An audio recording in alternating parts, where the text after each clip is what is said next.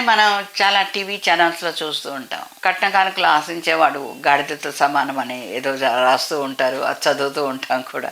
కానీ వీళ్ళు కట్నాలు కానుకలను పక్కన పెట్టి మాకు మ్యాచ్ మేకింగ్ అనేది చూసేటప్పటికి వాళ్ళు ఏంటంటే స్టేటస్ అనేది బాగుండాలి అనేసి. ఇప్పుడు మొన్న ఒక అతను వచ్చారు, చాలా ఆయన పేరు అందరికీ వెల్నోనే అతను.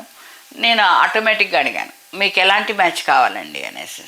అప్పుడు అతను సింపుల్గా ఒక మాట అన్నారు, నాకు కట్న కానుకల గురించి ఏమీ వద్దమ్మా అన్నారు. చాలా హ్యాపీగా నేను కూడా స్పందించాను.